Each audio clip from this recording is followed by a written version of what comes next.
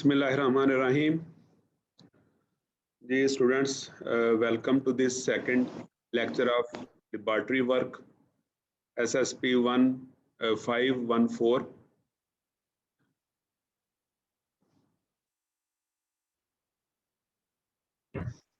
जी students, ये course contents हैं जो कल मैंने आपको बताए थे कि इस कोर्स के अंदर हम कौन कौन सी चीज़ें कवर करेंगे।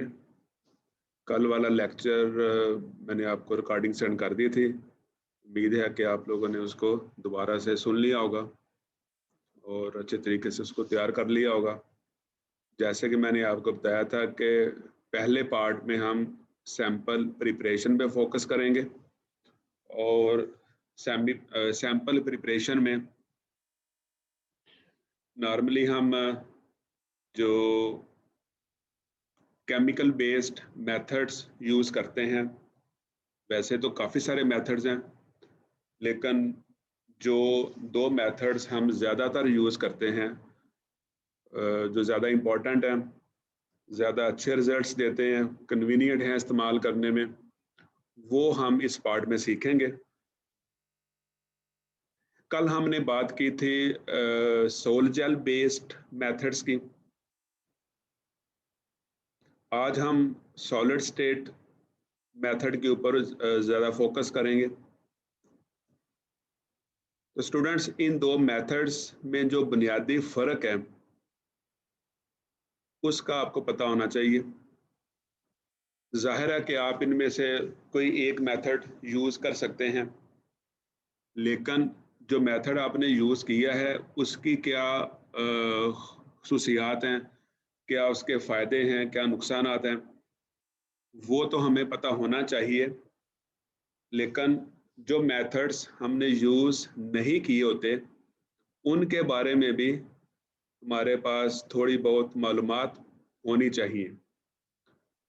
यानी अगर टीचर आपसे क्वेश्चन करते हैं कि आपने सोल जेल मेथड क्यों यूज़ किया है और आपने सॉलिड स्टेट मेथड यूज़ क्यों नहीं किया, तो इसका आंसर आपके पास होना चाहिए, इसकी जस्टिफिकेशन आपके पास होना चाहिए। आप उसको जस्टिफाई कर सकें कि why you have prefer to use sol gel method, and if you have used solid state route, then you should have proper answer, proper justification that why did you prefer to use solid state route, what are its basic properties or what are its basic characteristics due to which you have adopted to make your samples using solid state route. So जो भी method आप choose करते हैं उसके बारे में proper justification आपके पास होनी चाहिए। इसलिए मैं आपको दोबारा से रिपीट करता हूं कि इन दो मेथड्स में जो बुनियादी फर्क है वो क्या है, उसके बारे में हमें पता होना चाहिए। कल हमने सोल जेल मेथड की बात की थी और उसमें हमने देखा था कि हम अपने रिएक्टेंट्स को यानी इंग्रेडिएंट्स को यानी अपने रॉ मटेरियल्स को, केमिकल्स को किसी सॉल्वेंट के अंदर डिसॉल्व करते हैं, यानी हम सॉल्यूशन तैयार करते हैं।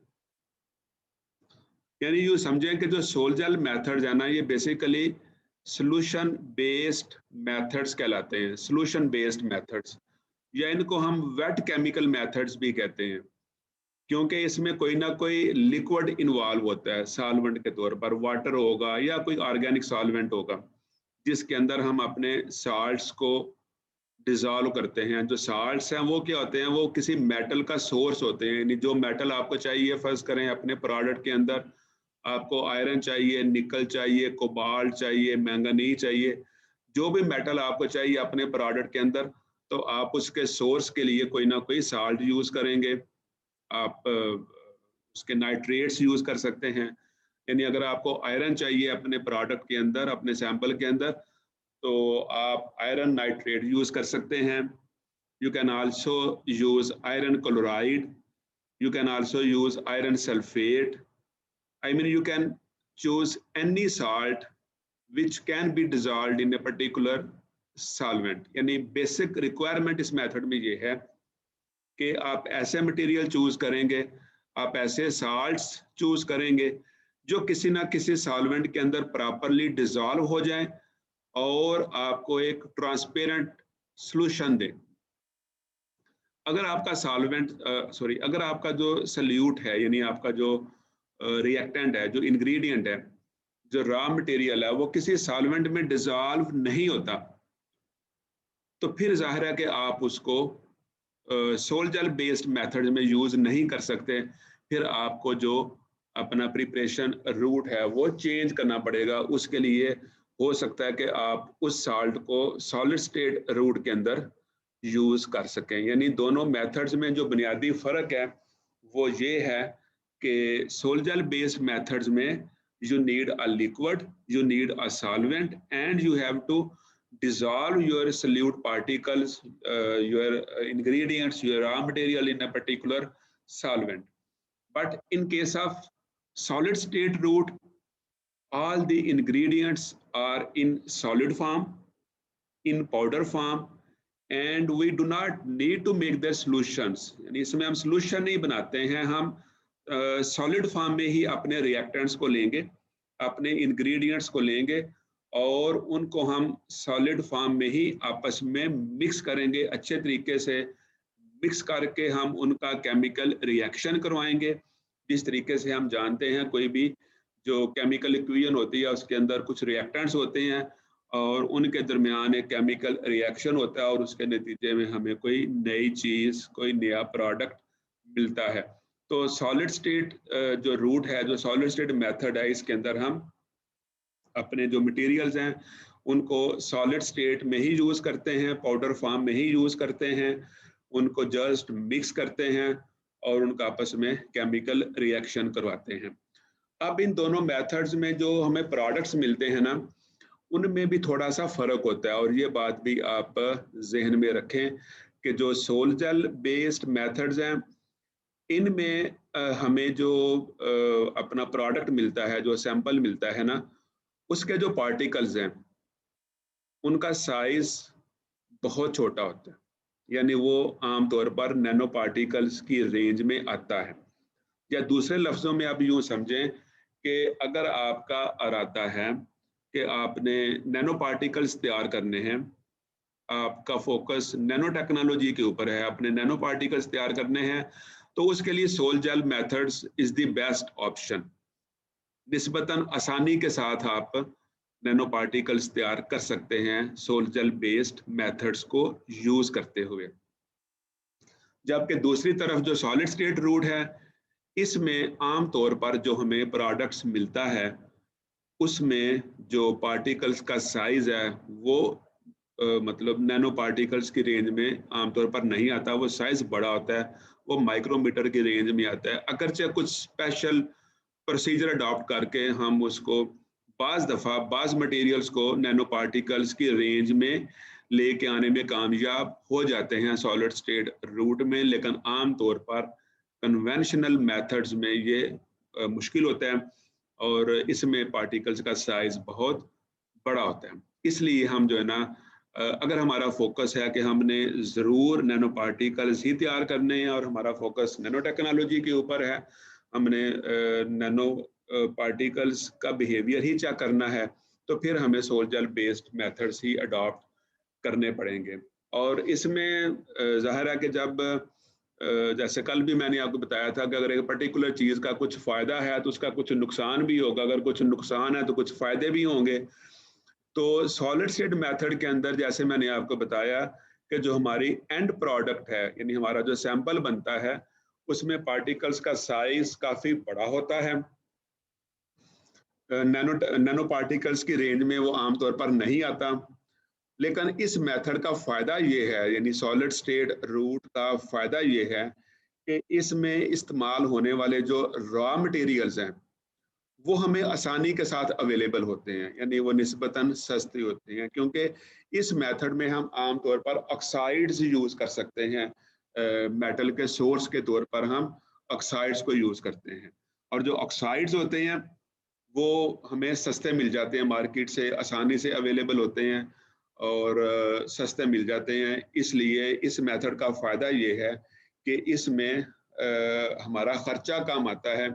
और ये भी आप लोगों को पता होना चाहिए कि रिसर्च और डेवलपमेंट के अंदर बहुत इम्पोर्टेंट चीज़ है कि आपने अपनी एंड प्रोडक्ट की कास्ट को कम से कम करना होता है। यानी डिवाइसेस अगर आपने तैयार करने हैं, कोई भी आपने मटेरियल तैयार करना है, तो अगर आपने उसकी कास्ट को रिड्यूस कर दिया है, तो ये भी एक रिसर्च का मेन मकसद होता है कि आप लोगों को निस्बतन सस्ती चीज़ें बना के दें और एफिशिएंट चीज़ें बना के दें। तो अगर आप कास्ट फैक्टर को रिड्यूस कर लेते हैं तो ये भी एक अचीवमेंट कहलाती है। इसलिए इस मेथड के अंदर हमें हमने जो रॉ मटेरियल यूज़ करने हैं सॉलिड स्टेट रूट के अंदर, वो हमें निस्बतन सस्ते मिलते हैं और निस्बतन आसानी से मिल जाते हैं। यानी फ़ायदा इस मेथड का ये है।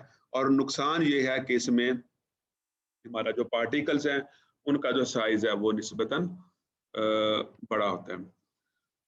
तो बच्चों इस स्लाइड में तो खैर सोल जेल सिंथेसिस की जो रिक्वायरमेंट्स हैं वही लिखी हुई हैं, ये जस्ट रेपिटेशन है। यानी सोल जेल मेथड के अंदर हमने कल पढ़ा था कि हमें क्या क्या इंपॉर्टेंट चीज़ें चाहिए होती हैं, क्या क्या केमिकल चाहिए होते हैं। तो केमिकल रीजेंट्स के तौर पर हम साल्ट्स को यूज़ करते हैं, और साल्ट्स के बारे में मैंने आपको बताया था कि ये मेटल के सोर्सेज होते हैं। आयरन अगर आपको चाहिए, मैंगनी चाहिए, निकल चाहिए, जो भी मेटल आपको अपने प्रोडक्ट में चाहिए, तो उसके सोर्स के तौर पर आपने किसी ना किसी साल्ट को यूज़ करना होता है। सॉल्वेंट्स इसमें चाहिए होते हैं क्योंकि आपने अपने साल्ट्स को किसी सॉल्वेंट में डिसॉल्व करना होता है। और अगर आप फ्यूल कह लें, अगर आप sol gel auto combustion method use करना चाह रहे हैं, जिस तरह मैंने कल आपको दिखाया था कि बाज़ दफ़ा हम जेल बनने के बाद उधर ही उस मटेरियल को बर्न करते हैं, वहाँ पे हाई टेम्परेचर क्रिएट करते हैं ताकि क्रिस्टलाइन स्ट्रक्चर जो है ना at the spot he develop हो जाए। तो उसके लिए हमने कोई फ्यूल एजेंट्स यूज़ करने होते हैं। नॉर्मली ये कोई ऑर्गेनिक मटेरियल्स होते हैं, जिस तरह यूरिया है, ग्लाइसिन है, सिट्रिक एसिड है, जो कि बर्निंग में हेल्प करते हैं और बीकर के अंदर ही ये हाई टेम्परेचर क्रिएट करते हैं, due to which there are very good chances that you can establish the crystalline structure of your material during the synthesis process. And in this case, you do not need to heat your sample after the synthesis of samples. You need some glassware in this process, you need some beakers, some stirrers, and the main apparatus which we use in this method are digital balance for the precise and accurate measurement of your ingredients. You need a pH meter because sometimes you need to control the pH of your solution. And the main system which we use in this process is a hot plate and a magnetic stirrer, which is used to stir your solution for the purpose that we want to heat our samples in a uniform manner. सो बच्चों इस slide के अंदर जो है ना हम focus करेंगे solid state reaction के ऊपर, सॉलिड स्टेट रूट के ऊपर। तो सॉलिड स्टेट रिएक्शन में जो हमें इंपॉर्टेंट चीज़ें चाहिए होती हैं वो कौन सी हैं? इसमें भी आपको ज़ाहिर है कि मेटल के सोर्स चाहिए, और मेटल के सोर्सेज के तौर पर आप कोई ऑक्साइड्स यूज़ कर सकते हैं या आप नाइट्रेट्स भी यूज़ कर सकते हैं। ज़्यादातर वैसे हम इस मेथड में ऑक्साइड्स यूज़ करना प्रेफर करते हैं। क्यों प्रेफर करते हैं? मैंने अभी बताया आपको कि ऑक्साइड्स आसानी से अवेलेबल होते हैं और सस्ते होते हैं, चीप होते हैं, इसलिए हम ऑक्साइड्स को यूज़ करना प्रेफर करते हैं। बाज़ औक़ात किसी मेटल का जो ऑक्साइड है ना वो हम यूज़ नहीं करते। उसकी वजह ये होती है कि ऑक्साइड्स जो है ना इनको डिकम्पोज करना निस्बतन मुश्किल होता है, क्योंकि कुछ मेटल्स के ऑक्साइड्स ऐसे हैं कि जो बहुत हाई टेम्परेचर लेते हैं डिकम्पोज होने के लिए। तो ज़ाहिर है जब हाई टेम्परेचर चाहिए तो इटसेल्फ एक कास्ट जो है ना सिंथेसिस की बढ़ जाती है। तो इसलिए फिर हम उस केस में कि अगर हमारे पास किसी मेटल के जो ऑक्साइड्स हैं वो ऐसे हैं कि उनको डिकम्पोज करवाने के लिए, आयनाइज करवाने के लिए you need a very high temperature which is not possible in your lab. In that case, you can also use nitrates of that metal in this method as well. So our first preference will be to use oxides, and if oxides is not possible to use in any particular process, then you can also use nitrates as a source of metal in that case. And also in this method, you need a digital balance, you need a mortar and pestle, and you also need a ball mill for homogeneous mixing and for a speedy mixing of your ingredients. You need high temperature furnaces in this method, and also you need some crucibles and boards. ये चीज़ें होती क्या हैं? कुछ चीज़ें तो मैंने आपको कल भी दिखाई थी, उनकी पिक्चर दिखाई थी। आज हम दोबारा इनको देखते हैं कि सॉलिड स्टेट रिएक्शन रूट के अंदर जो हमें चीज़ें चाहिए होती हैं वो कौन कौन सी होती हैं। डिजिटल बैलेंस हमें चाहिए होता है। ये कल भी हमने देखा था कि हमने अपने इंग्रेडिएंट्स के जो मासेस हैं ना, उनको बड़ा एक्यूरेटली मेजर करना होता है in the form of milligrams और in the form of micrograms. So इस केस में हमारे पास जो बैलेंस है ना, वो भी बड़ा प्रिसाइज किस्म का होना चाहिए, ताकि जो है ना दुरुस्त मेजरमेंट होगी तो हमारा प्रोडक्ट जो है ना वो भी ठीक बनेगा और दुरुस्त बनेगा। इसलिए हम यहाँ पे बड़े प्रिसाइज किस्म के बैलेंसेस यूज करते हैं, जो कि हमें माइक्रोग्राम्स के अंदर भी बड़ी एक्यूरेट रीडिंग देते हैं। इसके अलावा हम इसमें एक मॉर्टर एंड पेस्टल यूज करते हैं। गेट मटेरियल है जिसका ये बना होता है, और इस मेथड में चूंकि हमने सॉलिड फॉर्म में ही मटेरियल्स को मिक्स करना होता है, तो ये मॉर्टर एंड पेस्टल जो है ना, इसके अंदर हम फर्स्ट करें, हमारे अगर दो रिएक्टेंट्स हैं जिनको हमने आपस में मिक्स करना है, तो हम उन दोनों की जो क्वांटिटीज हैं उनको मेजर करेंगे इस बैलेंस की मदद से, और फिर उन दोनों को इस मॉर्टर एंड पेस्टल में डालकर इसको ग्राइंड करेंगे। और ये ग्राइंडिंग हमें बाज़ दफ़ा कई कई घंटों तक करनी पड़ती है, 4 घंटे, 6 घंटे, 10 घंटे, बाज़ दफ़ा 24 घंटों तक ग्राइंडिंग करनी पड़ती है बाज़ मटेरियल्स की, और फिर जाके उनके दरमियान होमोजीनियस मिक्सिंग होती है और उनके दरमियान केमिकल रिएक्शन पॉसिबल होता है। ज़ाहिर है जब हम 24 आवर्स मिक्सिंग की बात करते हैं तो उसका मतलब ये नहीं है कि आप कंटिन्यूस मिक्सिंग करते हैं। ज़ाहिर है आप 2 घंटे 4 घंटे मिक्सिंग करके फिर गैप दे के फिर दोबारा आप मिक्सिंग स्टार्ट करते हैं। बहरहाल टोटल जो टाइम है वो आप काउंट करते हैं कि कितने टाइम के लिए आपने किसी पर्टिकुलर मटेरियल की जो मिक्सिंग है ना वो की है। इसके अलावा बच्चों इसमें मिक्सिंग हम 2 तरीके से कर सकते हैं। अगर आपने सॉलिड स्टेट मेथड में ही मटेरियल्स को मिक्स करना है, तो एक तो तरीका मैंने आपको बताया कि आप मॉर्टर एंड पेस्टल के अंदर मटेरियल्स को आपस में मिक्स कर सकते हैं। तो ज़ाहिर है कि ये एक रवायती मेथड है, कन्वेंशनल मेथड है, एक निस्बतन सस्ता मेथड है, ठीक है। तो बाज़ दफ़ा हम ये जो मिक्सिंग है ना, ये बाल मिल के अंदर करते हैं। ये एक यहाँ पे जो ना एक मिनी बाल मिल दिखाई गई है। बाल मिल क्या होती है कि यहाँ पे ये एक छोटा सा चैम्बर है, इसको हम ओपन करते हैं और अपने मटेरियल को हम इस चैम्बर के अंदर जो है ना वो डाल देते हैं, और ये चैम्बर फिर उसी तरीके से ऑपरेट करता है जिस तरीके से आप समझें कि आपके घर में ग्राइंडर होता है, तो वो जो ग्राइंडर जो काम करता है उसी तरीके से इस बाल मिल के अंदर हम मटेरियल को डाल के तो अच्छे तरीके से मिक्स करते हैं। और इसके 2 मकसद होते हैं कि एक तो वो हमारे इंग्रेडिएंट्स को अच्छे तरीके से मिक्स करता है, और दूसरा अगर उनके जो साइजेस हैं, जो पार्टिकल साइज है, अगर वो साइज बड़ा है तो उसको वो ब्रेक करता है और ब्रेक करके उसको स्मॉलर पार्टिकल्स में कन्वर्ट करता है।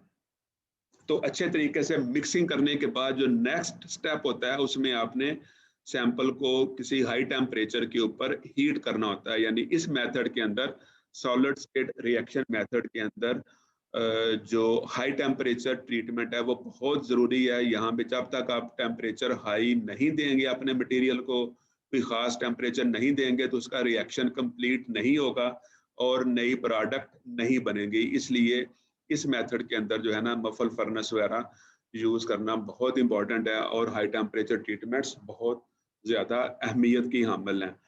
और इसके बाद जब हमारे पाउडर सैंपल तैयार हो जाएं तो उनको फिर हम, ये हाइड्रोलिक प्रेस होती है, हाइड्रोलिक प्रेस के अंदर यहाँ पे प्रेस करके कोई फोर्स अप्लाई करते हैं 4 टन या 5 टन, और हम अपने पाउडर सैंपल्स को पैलेट्स की फॉर्म में प्रेस करते हैं ताकि हम जो इसकी इलेक्ट्रिकल कैरेक्टराइजेशन है ना वो कर सकें।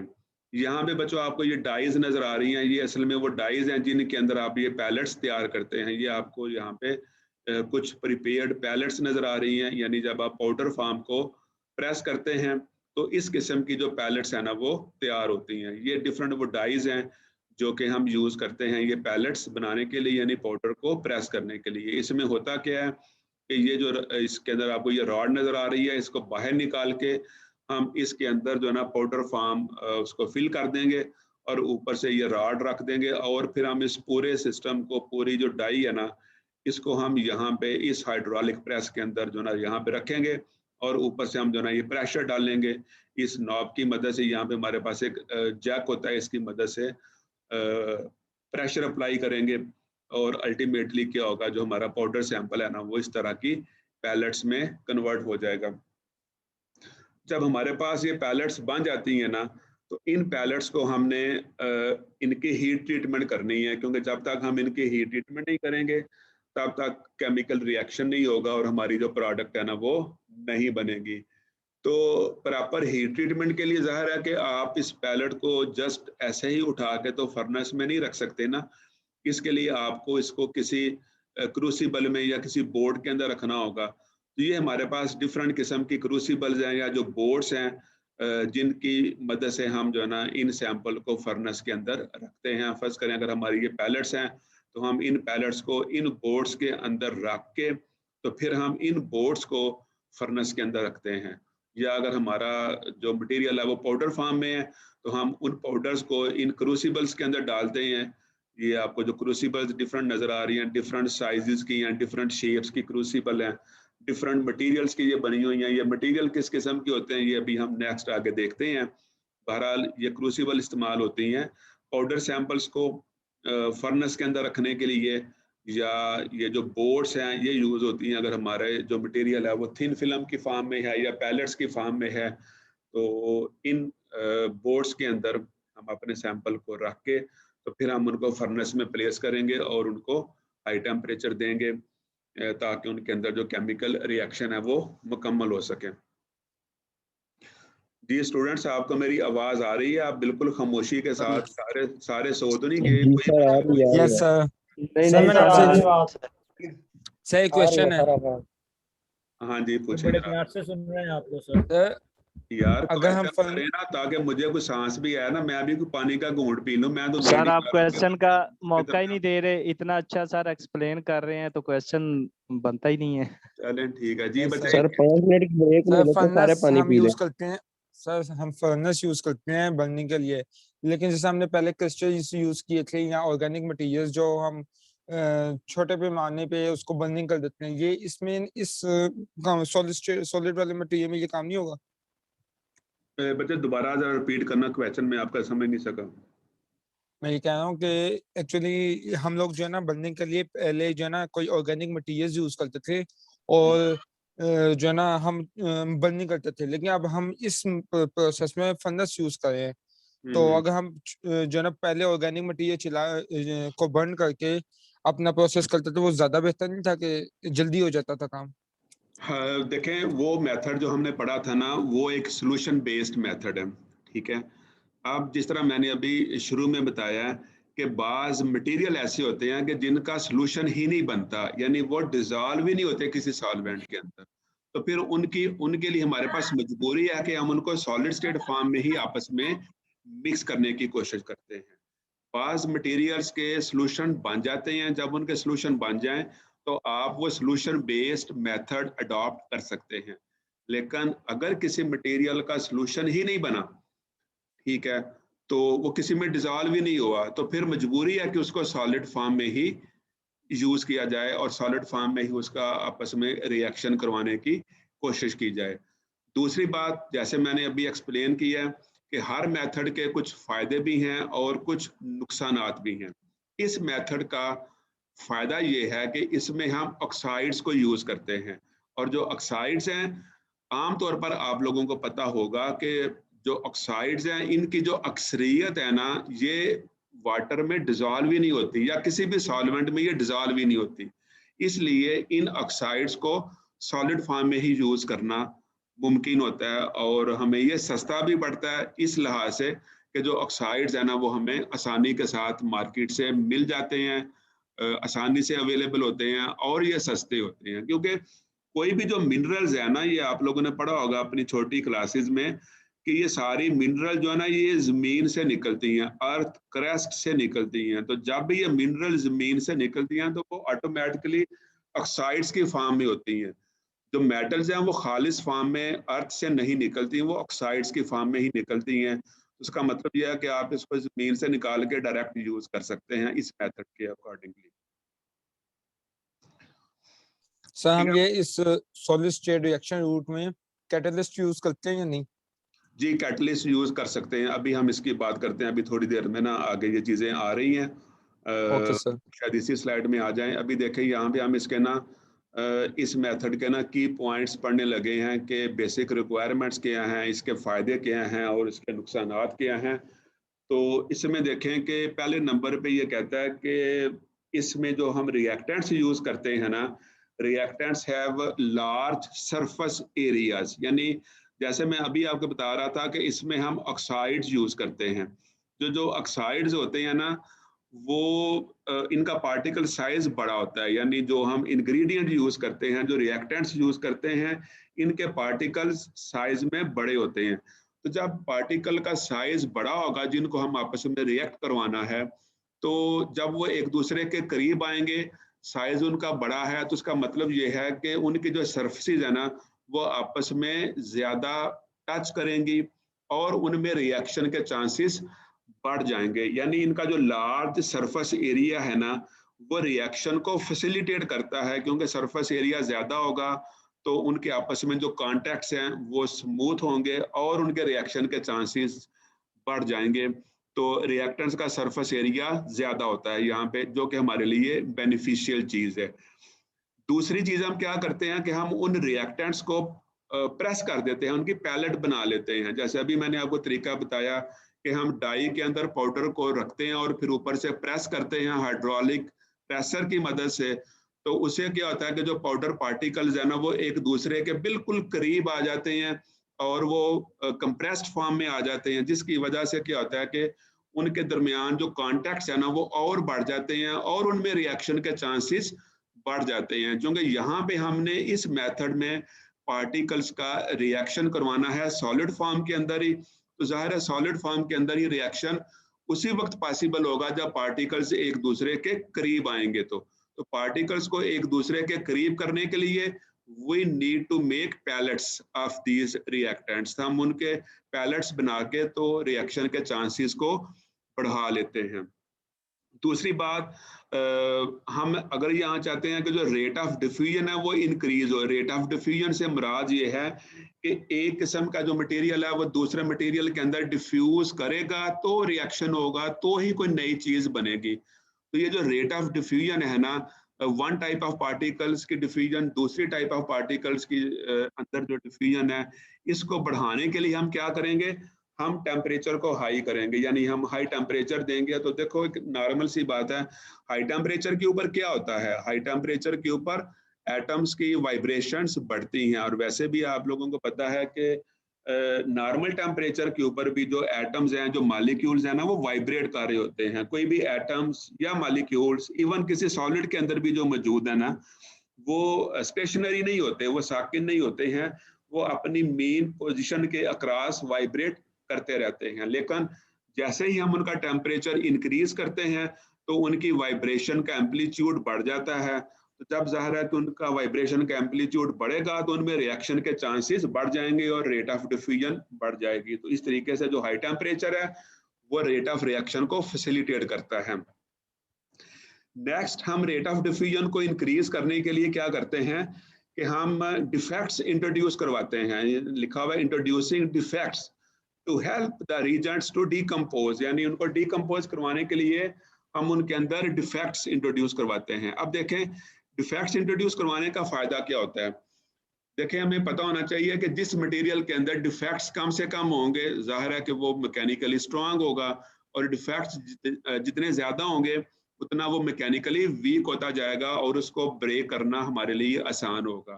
तो हम क्या करते हैं कि हम आर्टिफिशियल तरीकों से उन मटेरियल्स के अंदर जो ना डिफेक्ट्स इंट्रोड्यूस करवाते हैं और डिफेक्ट्स इंट्रोड्यूस करने से क्या होगा कि जो हमारे रिएक्टेंट्स हैं, जो हमारे रीजेंट्स हैं, जो हमारे ऑक्साइड्स हैं, उनको डिकम्पोज करवाना हमारे लिए आसान होगा।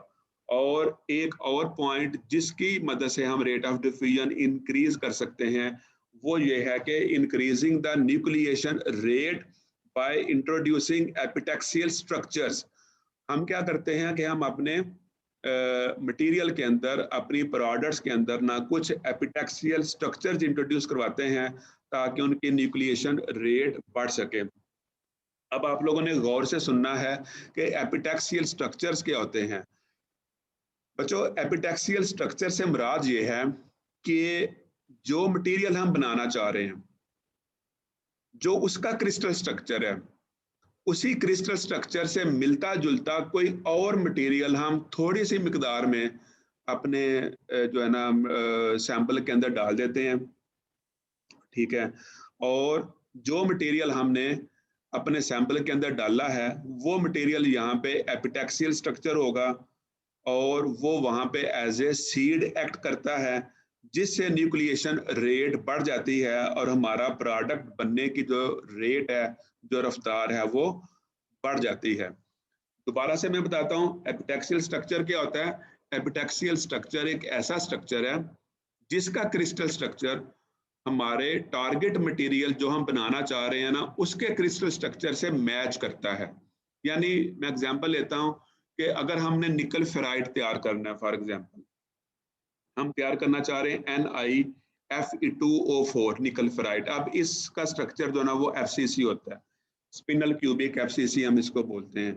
तो हम क्या करते हैं कि हम कोई और मटेरियल जिसका स्ट्रक्चर भी स्पिनल क्यूबिक हो, FCC हो, हम उसकी थोड़ी सी मिकदार अपने इस रिएक्शन के अंदर जो ना, इस मटेरियल के अंदर जब ये बन रहा होगा तो उसके अंदर डाल देंगे, ठीक है।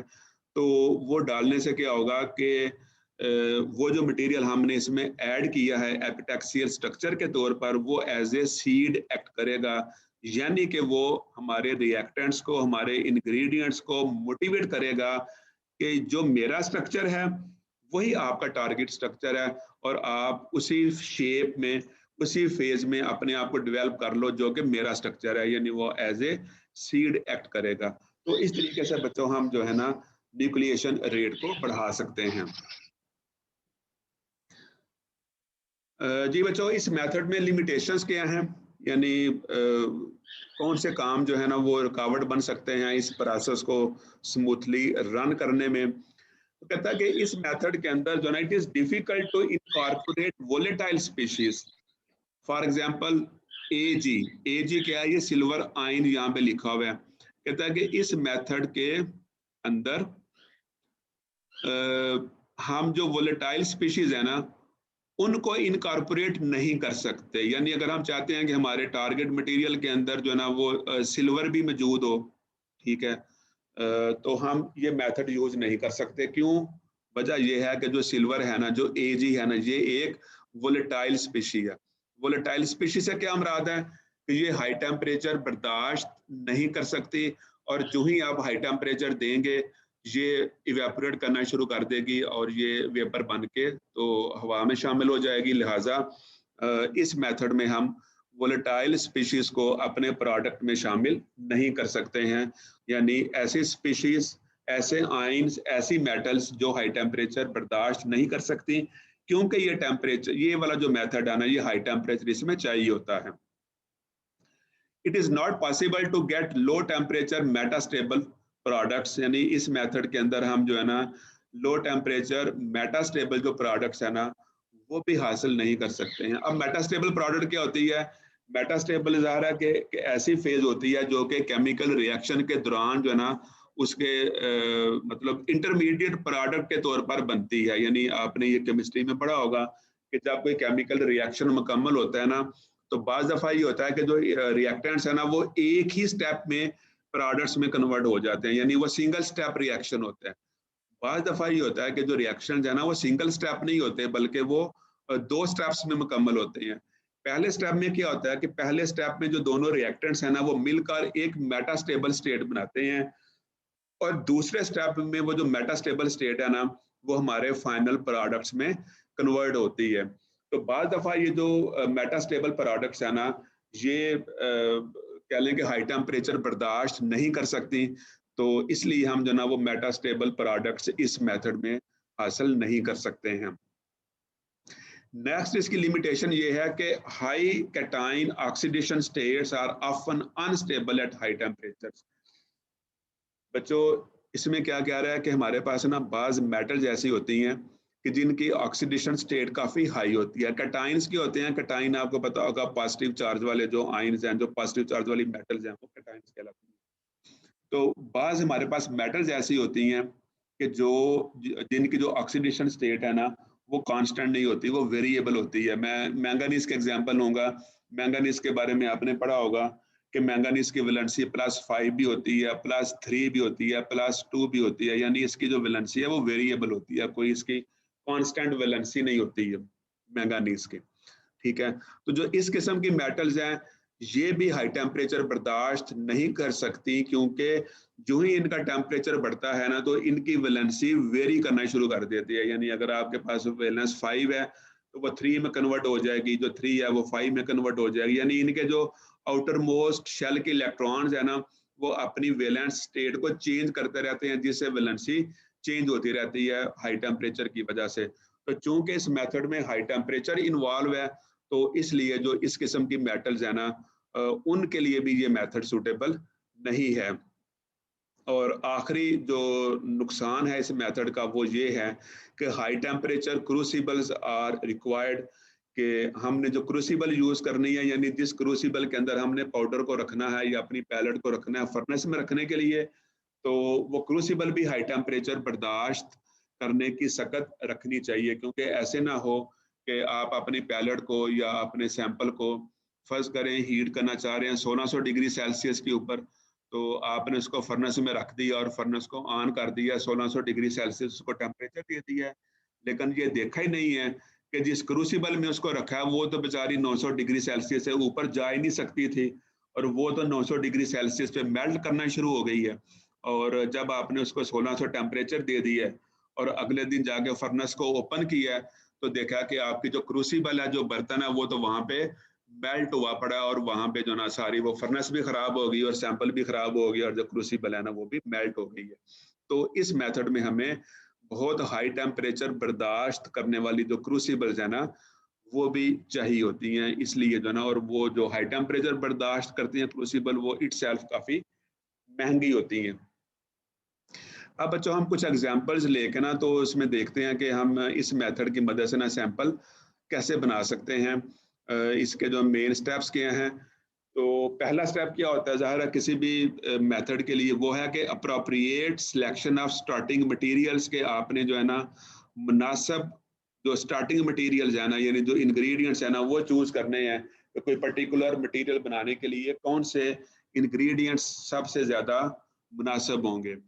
Fine grain powders to maximize surface areas, के सरफेस एरियाज का आपस में जो कांटेक्ट है ना उसको बेहतर से बेहतर बनाने के लिए हम जो ना फाइनली ग्राइंड जो पाउडर है ना वो यहाँ पे यूज करते हैं। Reactive starting Regents rather than inert, यानी हम कोशिश करेंगे कि हम ऐसे रीजेंट्स यहाँ पे यूज करें, ऐसे रिएक्टेंट्स यहाँ पे यूज करें जो आपस में जिनका रिएक्शन पॉसिबल हो, यानी वो रिएक्टिव हो, यानी इनर्ट यहाँ पे यूज ना करें। ज़ाहिर है कुछ ऐसे मटेरियल हैं जिनके केमिकल रिएक्शंस आपस में आसानी से नहीं होते, वो इनर्ट होते हैं, तो इसलिए हम जो है ना इनर्ट जो केमिकल्स है ना उनसे अवॉइड करेंगे और वो यूज करेंगे जो केमिकली रिएक्टिव हों। वेल डिफाइंड कंपोजिशंस, यानी हम ऐसे केमिकल यूज करेंगे जिनकी कंपोजिशंस वेल डिफाइंड हो, जिनके मोलेकुलर मासेस का हमें पता हो। वेल डिफाइंड कंपोजिशन कौन सी होती हैं और कौन सी ऐसी हैं जो हम कहते हैं कि वेल डिफाइंड नहीं है। बच्चों ये आपको पता होना चाहिए। जिस तरह एक मैं एग्जांपल लेता हूँ कॉपर सल्फेट की। कॉपर सल्फेट का फार्मूला आता है, आप में से किसी को शाबाश बताएगा मुझे कोई? CuSO4 Cu SO4 अच्छा, ये कंप्लीट फार्मूला है।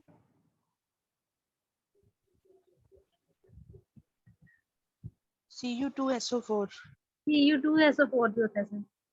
नहीं सर CuSO4 अरे ये कंप्लीट ही बता है। सर CO2SO4 फार्मूला है सर उसका। नहीं, Cu2SO4 तो मुकम्मल गलत है ना। ये जिन दो स्टूडेंट्स ने बोला ना उनको 20-20 रुपए फाइन हो गया।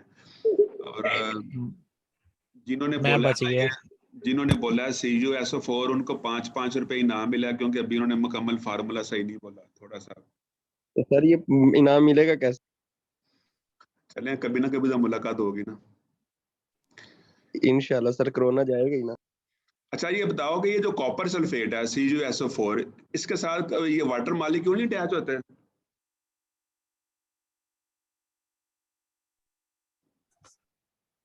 SO4 कभी पढ़ा नहीं आपने इसमें इसका फार्मूला पढ़ा हो, लिखा हो Cu2SO4.5H2O?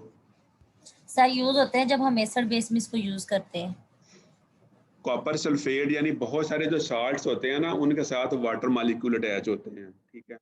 अच्छा, ये जो वाटर मॉलिक्यूल अटैच है ना सल्फेट्स के साथ, ये जिस तरह मैं कॉपर सल्फेट की एग्जांपल ले रहा हूँ, अगर इसका पर्टिकुलर फार्मूला देखेंगे ना तो वो लिखा होगा Cu2SO4.5H2O, यानी इसके साथ 5 वाटर मॉलिक्यूल अटैच होते हैं। लेकिन बाज हमारे पास ना साल्ट्स ऐसे होते हैं जिनके साथ वाटर मॉलिक्यूल्स अटैच तो होते हैं लेकिन उनकी तादाद फिक्स नहीं होती है। जैसे कॉपर सल्फेट के साथ मैंने बोला कि 5 वाटर मॉलिक्यूल अटैच होते हैं और हम लिखते हैं Cu2SO4.5H2O, लेकिन बाद साल्ट्स ऐसे होते हैं जिनके साथ ये लिखा होता है कि फॉर एग्जांपल MSO4, M कोई मेटल है, लिखा होगा MSO4.NH2O। जब NH2O लिखा होगा तो उसका मतलब होगा कि N यानी यहाँ पे जो नंबर है ना वाटर मॉलिक्यूल्स की जो तादाद है वो कुछ भी हो सकती है, ये 2 हो सकती है, ये 4 हो सकती है, ये 5 हो सकती है, यानी वो फिक्स नहीं होती है, ठीक है। तो जब वाटर मॉलिक्यूल जो अटैच है सॉल्ट के साथ उनकी तादाद फिक्स नहीं है तो वो वेल डिफाइंड कंपोजिशन नहीं होगी। हम उसका एग्जैक्ट मोलेकुलर मास नहीं निकाल सकेंगे। हमें उसका जो मॉलिक्यूलरी मास जिसको आप बोलते हैं या मोलेकुलर वेट बोलते हैं ना, वो हम उसका दुरुस्त फाइंड नहीं कर सकेंगे क्योंकि उसके साथ जो अटैच्ड वाटर मॉलिक्यूल्स है ना हमें उनकी दुरुस्त तादाद का पता नहीं है। तो इसलिए हम फिर अवॉइड करते हैं ऐसे मटेरियल यूज करने से। हम वैसे वही मटेरियल यूज करेंगे जिनकी जो कंपोजिशन है ना वो वेल डिफाइंड हो, ठीक है।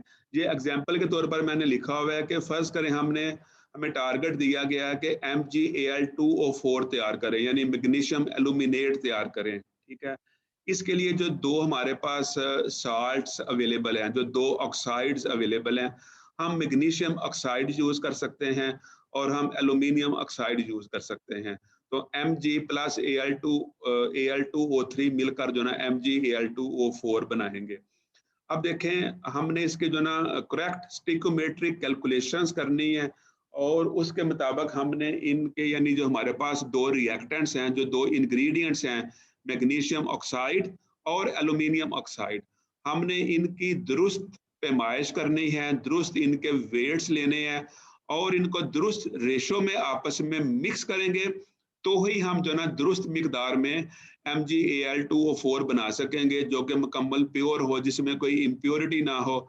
अगर हमारी कैलकुलेशन दुरुस्त नहीं होगी तो हमारा जो प्रोडक्ट है ना वो भी दुरुस्त नहीं बनेगा।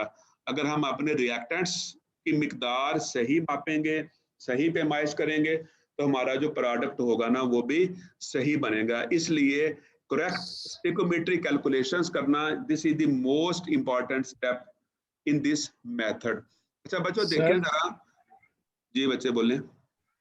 सर जिस तरह कल हमने पढ़ा था कोबाल्ट के साथ हमने सीरीज बनाई थी, इसमें हम वो नहीं कर सकते? यहाँ पर भी कर सकते हैं, बिल्कुल कर सकते हैं। अभी तो मैंने आपको एक सिंपल फार्मूला दिया ना, हम वो काम भी कर सकते हैं। यहाँ पर भी हम चाहें तो हम जो है ना यहाँ पे मैग्नीशियम साइड पे मतलब हम निकल को डोप कर सकते हैं, हम यहाँ पे जो है ना वो मैंगनीज को डोप कर सकते हैं, हम यहाँ पे आयरन को डोप कर सकते हैं, वो काम हम कर सकते हैं। अभी मैं आपको एक सिंपल फार्मूला बता रहा हूँ। अच्छा देखें बच्चों, यहाँ पे अगर हम देखें कि अगर आप इनकी मोलर क्वांटिटीज देखें तो अगर मैं यहाँ पे ये कहूँ कि 1 मोल MgO और 1 मोल Al2O3 चाहिए और ये दोनों मिलकर हमें 1 मोल MgAl2O4 बना के देते हैं, यानी 1 मोल MgO रिएक्ट करता है 1 मोल Al2O3 के साथ, और रिजल्टेंटली हमें 1 मोल यहाँ पे मिलता है मैग्नीशियम एल्यूमिनेट का, यानी MgAl2O4 का। तो हमने इसका जो है ना वो करेक्ट मोलर मास लेना है, यानी इसको आप जो है ना मोलर मास भी बोलते हैं, इसको आप इसका मोलेकुलर मास भी बोलते हैं। तो अगर मैं आपसे कहूँ कि ये जो MgO है इसका फाइंड करें जरा, इसका जो है ना मोलेकुलर मास क्या होगा, कोई बताएगा आप में से? कोई जीनियस बच्चा बताए, शाबाश मुझे। सर हम इनको वो जो है वो ला इनके मैसेज को ऐड करेंगे सर। चलें ऐड करें ना, शाबाश। मैग्नीशियम का क्या होता है एटॉमिक मास? 14 होता है। 24 वेरी गुड 24 होता है, ठीक है। और ऑक्सीजन का क्या होता है? 16 16 हो गया। इसका मतलब है ये टोटल जो है ना ये हो गया जनाब 40 मेरे पास आ गया। इसका मतलब यह है कि MgO का मोलेकुलर मास हो गया 40 ग्राम्स, ठीक है बच्चों। अच्छा, Yes, sir. अब Al2O3 है हमारे पास, Al2। एल्यूमिनियम का क्या होता है? 26 27। 27 27 को 2 से मल्टीप्लाई करें, 2 एटम है यहाँ पे, तो क्या हो गया? ये 54 हो गया। 54 ऑक्सीजन का यहाँ पे, ऑक्सीजन का 16, तो 16 को 3 से करें तो 48 हो जाएगा।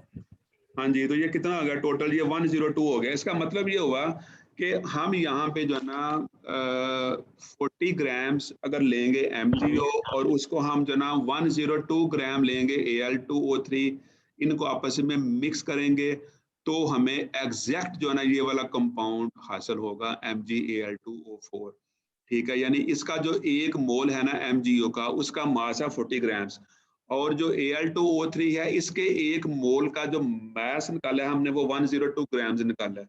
तो अगर हम इनकी वो करेक्ट यही रेशो लेंगे, यानी 40 ग्राम इसके और 102 ग्राम इसके, तो हमारे पास ये करेक्ट जो है ना वो फार्मूला बनेगा और हमारे पास ये करेक्ट कंपोजिशन बनेगी। अगर हम ये करें, फर्ज करें कि इसके 40 ग्राम की बजाय हम इसके ले लें 50 ग्राम और इसके हमने 102 ही लिए हैं, तो बच्चों इसका रिजल्ट क्या होगा, जरा गैस करें। सर फिर 1 ये मोल करेक्ट कंपोजिशन नहीं सर बनेगी। MgAl2O4+ में कुछ आएगा। वाटर मतलब उसमें ये होगा। और वाटर कहाँ से आ गया? यहाँ पे वाटर डाला है यहाँ पे कहीं भी आपने? नो सर, कुछ वाटर मिलाया है। था सर, ऑक्सीजन में कुछ एडअप होगा। वाटर तो यहाँ पे हमने डाला ही नहीं है। वाटर यहाँ पे कैसे आ गया? मतलब वाटर, जब आप घर में हलवा पका रहे हैं तो हलवा पका रहे हैं तो वहां से लेग पीस कहाँ से निकलेगा उसके अंदर से? जब उसमें डाला ही नहीं है, मतलब हलवा बनाने के लिए आपने सूजी डाली है, आपने उसमें चीनी डाली है, पानी डाला है, घी डाला है, तो वो हलवा ही बनेगा, उसमें से लेग पीस Yes, नहीं sir, leg निकलेगा। दो चीजें उसमें सर आपने- इमेजिनेशन सर यहाँ पे मेरा एक क्वेश्चन है। हाँ जी पूछें। हम साल्ट ही यूज कर रहे हैं पिछले कल वाले लेक्चर से लेके आज तक। सर कैसे हमें पता चलता है कि हाँ ये फार्मूला देखते ही कि ये साल्ट है? इसकी कोई आइडेंटिफिकेशन है सर? नॉर्मली ये होता है ना कि देखें, केमिकल्स को जब आप डिवाइड करते हैं ना, ठीक है, साल्ट क्या होता है कि आप इसका एक सोल्यूशन तैयार करें, सोल्यूशन तैयार करके आप उसकी पीएच चेक करें। अगर उसकी जो पीएच है ना वो 7 से ज़्यादा आई है ना, तो आप उसको जो ना वो मतलब बेसिस कहते हैं। और अगर उसकी जो कंपोजिशन है ना वो 7 से कम आई है पीएच, तो आप उसको एसिड बोलते हैं। और अगर वो 7 आई है तो आप उसको न्यूट्रल बोलते हैं, ठीक है यस ना। सर। ये तो आप जो ना वो केमिकल बेस पे जो ना वो मटेरियल्स को आइडेंटिफाई कर सकते हैं, ठीक है ना। तो यहाँ पे जो वैसे हमारे अगर हम पास जो ऑक्साइड्स होते हैं ना, जितने भी हमारे पास ऑक्साइड्स हैं ये सारे साल्ट्स हैं। जितने भी हमारे पास अपना नाइट्रेट्स हैं, जितने भी हमारे पास सल्फेट्स हैं, यानी जब आप ये केमिकल्स को केमिस्ट्री के पॉइंट ऑफ व्यू से क्लासीफाई करते हैं ना, तो आप उनको 3 कैटेगरीज में डिवाइड करते हो। आप उनको एसिड्स कहते हो, आप उनको बेसिस कहते हो, तो आप उनको साल्ट्स कहते हो, ठीक है। तो जो चीज आ रहा है कि वो एसिड नहीं है, जो बेस नहीं है, वो तीसरी उसमें क्वांटिटी है वो साल्ट होगी, जो ना एसिड होगी ना बेस होगी। और साल्ट बनते कैसे हैं? नॉर्मली ये एसिड और बेस को मिलाने से बनते हैं। ये तो केमिस्ट्री की बेसिक बातें हैं जो कि आपने एफएससी में पढ़ी हुई है। Yes sir. ठीक है बच्चों, तो ये वैसे सवाल यहाँ पे बनता नहीं था, ये जिसने किया ना ये गलत किया है। सवाल जो ना वो जरूर किया करें, लेकिन सवाल वो किया करें जो बनता हो। मतलब बनने से मुराद ये है कि जो चीज़ मैं पढ़ा रहा हूँ ना मतलब जो चीज मैं उस वक्त आपको समझाने की कोशिश कर रहा हूँ ना, आप उससे रिलेटेड क्वेश्चन करें ना तो वो ज्यादा बेहतर होता है। इस तरह मतलब जब आप एक इररेलेवेंट क्वेश्चन कर देते हैं ना, तो उसे जो चीज पढ़ा रहे हैं ना उससे तवज्जो जो ना वो हट जाती है। अब यहाँ पे मैं एक बड़ी इंपॉर्टेंट बात बता रहा था कि हमने यहाँ पे इसके लिए 50 ग्राम, इसके लिए हमने 102 ग्राम, तो हालांकि हमें लेने चाहिए थे इसके 40 ग्राम, हमने 50 ले लिया, हमने गलती से ज्यादा मैस उसका ले लिया, तो उसका रिजल्ट क्या होगा? मतलब सवाल तो मैंने आपसे ये पूछा था और इसका जवाब आना चाहिए था, और ये ज्यादा इंपॉर्टेंट चीज है यहाँ पे समझना, बजाय सर इसके कि इस ये चीज यहाँ पे जहन में आ जाए कि हम यहाँ पे साल्ट का जिक्र ही क्यों कर रहे हैं। तो ये बात फिर इसी का आंसर MgL दिया to था O4 सर, मैंने इसी का आंसर दिया था कि मैग्नीज का Mg1+ में आ जाएगा, 1+1 1+2 आ सकता है, और इसका O4 जो है वो O4.1 4.2 में आ सकता है। नहीं नहीं नहीं, यहाँ पे ऐसे नहीं होगा। देखें बात सुने, इसमें हो जी जी शाबाश, कोई और बच्चा बोले शाबाश। MgL to O4 नहीं बनेगा सर कुछ। अच्छा देखें जरा इसमें क्या होगा। देखो यार इसमें होगा क्या, सिंपल सी बात है।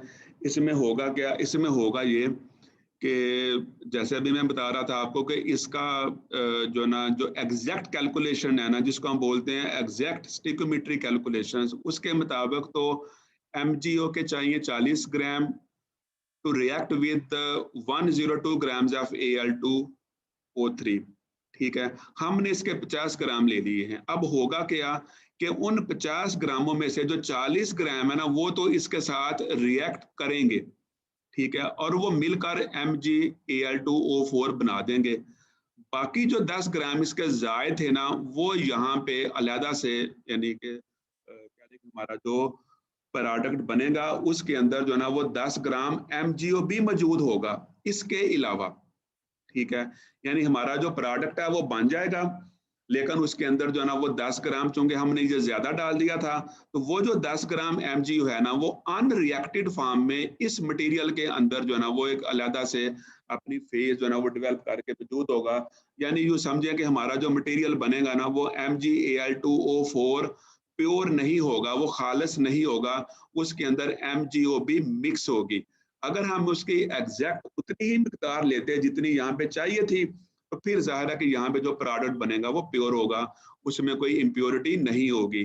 अगर हम इसकी मिकदार ज्यादा ले लेंगे, जरूरत से जितनी हमें चाहिए हम उसे ज्यादा ले लेंगे, तो फिर वो वाला जो रिएक्टेंट है ना वो हमारे प्रोडक्ट के अंदर जो ना एज एन इम्प्योरिटी मौजूद होगा। इसलिए चूंकि हम यहाँ पे प्योर मटेरियल तैयार करना चाहते हैं, हम चाहते हैं कि यहाँ पे जो ना हमारा मटेरियल 100% खालिस हो, तो उसके लिए जरूरी है कि हम उतनी ही मिकदार लें अपने इंग्रेडिएंट्स की जितनी वहां पे रिएक्शन को कंप्लीट करने के लिए चाहिए होती है। ठीक है बच्चों, तो अब करना क्या, आपने जैसे मैंने बताया था आपको कि आपने दोनों रिएक्टेंट्स ले लिए, इनकी आपने जो ना एग्जैक्ट कैलकुलेशंस करके इनकी मिकदार को मेजर कर लिया, उनके मैसेज ले लिए, तो उसके बाद आपने इनकी मिक्सिंग करनी है। और मिक्सिंग करने के लिए आपके पास दो ऑप्शंस हैं, या तो आप अगेट मार्टर एंड पेस्टल लें, मतलब इसमें मैनुअली आप इसमें डाल के मार्टर एंड पेस्टल में उसको ग्राइंड करें 4 घंटों के लिए, 6 घंटों के लिए, डिफरेंट मटेरियल्स के लिए डिफरेंट टाइम चाहिए होता है ग्राइंडिंग का। तो या तो आप ये मैनुअली सारा काम करें, या फिर आप जो ना बाल मिलिंग यूज करें, बाल मिल यूज करें, और बाल मिल के अंदर जो है ना आप इन दोनों मटेरियल्स को डाल के तो अच्छे तरीके से उनको ग्राइंड करें for a particular time, for 3 hours, for 5 hours, for 6 hours, for 24 hours बाद दफा चाहिए होता है। डिफरेंट मटेरियल्स के लिए जो ना मिलिंग टाइम डिफरेंट होता है, ये आपको लिटरेचर पढ़ने से पता चलता है कि किस मटेरियल के रिएक्शन के लिए मिलिंग टाइम कितना होना चाहिए। तो मिलिंग करने के बाद यानी अच्छे तरीके से उनको मिक्स करने के बाद नेक्स्ट काम होता है कि आप अपने पाउडर सैंपल की बनाएंगे पैलेट्स, और फिर आप उनको फर्नेस में रख के तो हीट करेंगे, और उसको आप उतना टेम्परेचर देंगे जितने टेम्परेचर के ऊपर दोनों में केमिकल रिएक्शन मुकम्मल हो जाए। क्योंकि जब आप ये MgO को और Al2O3 को यानी आप इन दोनों को जस्ट मिक्स करेंगे, तो जस्ट मिक्स करने से इनमें केमिकल रिएक्शन नहीं होता। यानी आप ये तस्वर नहीं कर सकते कि जस्ट आपने इनको मार्टर एंड पेस्टल में डाल के या आपने इनको जो है ना बाल मिल के अंदर डाल के आपस में मिक्स कर लिया, ग्राइंडिंग कर लिया, तो ये केमिकल रिएक्शन हो जाएगा और MgAl2O4 बन जाएगा। ये बहुत कम चांसेस हैं इस मेथड के अंदर जो है ना आपको हाई टेम्परेचर देना पड़ता है और फिर जाके वो केमिकल रिएक्शन कंप्लीट होता है। अब हमने इसमें जो है ना वो टेम्परेचर कितना देना है, किस मटेरियल के लिए कितना टेम्परेचर चाहिए, इसको चेक करने का जो ना एक अलग मेथड है जो अभी हम थोड़ी देर में देखते हैं। जी बच्चों, इस स्लाइड के अंदर जो ना मैं आपको बताने जा रहा हूँ कि जो क्रूसिबल्स है ना, जो बोर्ड्स हम यूज करते हैं ना, वो किस किस्म की होती हैं और कैसे हम उनको चूज करते हैं। अब देखें कि ये जो Al2O3 है ना, एलुमिना की बनी हुई बोर्ड्स भी होती हैं जिनको हम यूज कर सकते हैं। इनकी क्रूसिबल भी बनी होती हैं और इनका जो मेल्टिंग पॉइंट है ना वो 1950 डिग्री सेल्सियस है। यानी अगर इस टेम्परेचर से कम टेम्परेचर पे हमने किसी मटेरियल को हीट अप करना है तो हम उस मटेरियल को एलुमिना की बनी हुई बोर्ड के अंदर रख के तो हीट अप कर सकते हैं। ठीक है, इसी तरह जरकोनिया और यूट्रिया जो ना, यूट्रियम ऑक्साइड, इनकी भी बोर्ड्स अवेलेबल होती हैं जिनका टेम्परेचर जो है ना वो 2000 डिग्री सेल्सियस है। यानी इतना टेम्परेचर ये बर्दाश्त कर सकती हैं। इससे ऊपर अगर जाना है तो ये जो बोर्ड्स है ना ये मुनासिब नहीं होंगी इसके लिए। इसके अलावा कुछ प्रेशियस मेटल्स भी होती हैं, मतलब जिस तरह प्लाटीनियम है, गोल्ड है, इनकी भी जो बोर्ड्स और क्रूसिबल अवेलेबल होती हैं जिनका जो मेल्टिंग पॉइंट है ना, प्लाटीनियम के केस में 1770 डिग्री सेल्सियस है और गोल्ड की सूरत में जो मेल्टिंग पॉइंट है गोल्ड का वो 1363 डिग्री सेल्सियस है, 1063 डिग्री सेल्सियस। और इसके अलावा हम जो ना कुछ ट्यूब्स भी यूज करते हैं। बाज़ दफ़ा जो ना फर्नेस जो ना वो ट्यूब फर्नेस होती है और उसके अंदर ट्यूब्स यूज होती हैं और ये जो ट्यूब्स है ना ये सिलिका की बनी होती हैं, यानी SiO2 की बनी होती हैं जिसको हम क्वार्ट्ज भी बोलते हैं, और बाज़ ट्यूब्स प्लाटीनियम की बनी होती हैं और इनके अंदर भी हम अपने सैंपल्स को रख के हीट अप कर सकते हैं। और जो हीट ट्रीटमेंट कंडीशंस हैं ये भी देखना बहुत ज़रूरी है कि किस टेम्परेचर के ऊपर आपने मटेरियल को हीट अप करना है ताकि उसका रिएक्शन कंप्लीट हो जाए। तो proper choice of temperature to avoid volatilization, यानी हमने टेम्परेचर को मुनासिब सतह पे रखना है कि ऐसा ना हो कि उसमें से अब टेम्परेचर इतना हाई कर दें कि हमारे मटेरियल में से कुछ मटेरियल जो ना वो वोलेटाइल हो और वो इवेपोरेट होना शुरू हो जाए। इससे बचने के लिए मुनासिब तरीका ये है कि हम स्टार्ट करें लो इनिशियल टेम्परेचर से, यानी हम अगर फर्ज करें कि हमने अपने मटेरियल को जो ना वो 1600 डिग्री सेल्सियस तक हीट करना है, तो बच्चों 1600 डिग्री सेल्सियस इटसेल्फ बहुत हाई टेम्परेचर है। तो इस सिलसिले में एडवाइस ये किया जाता है कि आप अचानक अपने मटेरियल को 1600 डिग्री सेल्सियस पे हीट ना करें, बल्कि आप 1600 डिग्री सेल्सियस तक अगर आपने जाना है तो आप स्टेप बाय स्टेप जाएं। इसके लिए एडवाइस ये है कि पहले आप मटेरियल को जो ना वो फर्ज करें 800 डिग्री सेल्सियस पर जो ना 1 आवर के लिए हीट अप करें और फर्नेस को बंद कर दें। जब फर्नेस ठंडी हो जाए 3-4 घंटों के बाद आप उसको ओपन करें और ओपन करके आप अपने मटेरियल की कंडीशन को चेक करें। अगर तो उसने 800 डिग्री सेल्सियस टेम्परेचर बर्दाश्त कर लिया है तो फिर अगले दिन आप उसको 1200 डिग्री सेल्सियस टेम्परेचर पे हीट कर सकते हैं और फिर आप उस फर्नेस को बंद करें, उसको ठंडा करें। जब फर्नेस ठंडी हो जाए आप उसको ओपन करें और देखें कि अगर आपके मटेरियल ने 1200 डिग्री सेल्सियस टेम्परेचर भी बर्दाश्त कर लिया है तो इस तरीके से आप जो ना step by step temperature increase करते जाएं और फिर आप उसको 1600 डिग्री सेल्सियस टेम्परेचर दें। ये तरीका अडॉप्ट करने से मटेरियल जो है ना वो खराब होने से बच जाएगा। जो क्रूसिबल्स हैं अगर वो मेल्ट हो रही हैं तो वो ज़्यादा मेल्ट नहीं होंगी, हमें टाइम पे पता चल जाएगा, तो हमारा जो मटेरियल है वो वेस्ट नहीं होगा। जी अदनान साहब, कोई क्वेश्चन है? सर जब हम स्टेप बाय स्टेप करेंगे टेम्परेचर इसका, तो हमारा जो मटेरियल की प्रिपरेशन है वो 1600 डिग्री सेल्सियस है। तो जब 800 पर दोबारा हम 0 सेंटीग्रेड पर लेके आएंगे तो मटेरियल दोबारा इनिशियल कंडीशन में आ जाएगा या वहां तक मटेरियल की फॉर्मेशन हो जाएगी? देखें, अगर फर्ज करें कि मटेरियल का जो क्रिस्टलाइन स्ट्रक्चर है ना वो डेवलप ही 1600 डिग्री सेल्सियस पे होना है, तो ज़ाहिर है जब हमने उसको 800 पे हीट किया है तो अभी उसका क्रिस्टल स्ट्रक्चर डेवलप नहीं होगा। ठीक है, क्योंकि उसके केमिकल रिएक्शन को कंप्लीट होने के लिए 1600 डिग्री सेल्सियस टेम्परेचर चाहिए।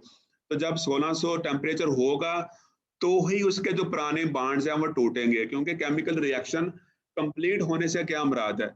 कंप्लीट होने से मुराद ये है कि जो हमारे इंग्रेडिएंट्स हैं ना, जो रिएक्टेंट्स हैं ना, उनके जो पुराने बॉन्ड्स हैं वो टूटे, यानी जो पुरानी उनमें केमिकल बॉन्डिंग्स हैं वो ब्रेक हो और नए बॉन्ड्स वहां पे बने। तो जब पुराने बॉन्ड्स तोड़ने के लिए मिनिमम टेम्परेचर 1600 डिग्री सेल्सियस चाहिए, तो जाहिर है कि 800 पे तो अभी वो पुराने बॉन्ड्स टूटे ही नहीं है, अभी वो केमिकल रिएक्शन हुआ ही नहीं है। इसलिए जो है ना मतलब वो मुनासिब है कि आप ये तो हम जब 800 डिग्री सेल्सियस पे इसको चेक करते हैं तो ये जस्ट इसमें हम ये चेक करते हैं कि हमारी जो क्रूसिबल है, जो बोर्ड्स हैं वो तो मेल्ट नहीं हो रही, ये हमारा जो मटेरियल है वो इवेपोरेट तो नहीं हो रहा। तो इन चीज़ों से बचने के लिए हम उसको स्टेप बाय स्टेप हीट करते हैं। अदरवाइज जो टेम्परेचर उसको चाहिए केमिकल रिएक्शन मुकम्मल करने के लिए या उसका स्ट्रक्चर डेवलप करने के लिए, जब तक हम वो टेम्परेचर नहीं देंगे तब तक रिएक्शन कंप्लीट नहीं होगा या उसका स्ट्रक्चर डेवलप नहीं होगा। ठीक है सर, थैंक यू। तो इसके अलावा बच्चों जो एटमॉस्फेरिक कंडीशंस है ना उनको भी मेंटेन करना बहुत ज़रूरी होता है। एटमॉस्फेरिक कंडीशन से मुराद ये होता है कि बाज़ दफ़ा हमने अपने मटेरियल को ना ऑक्सीडेशन से बचाना होता है।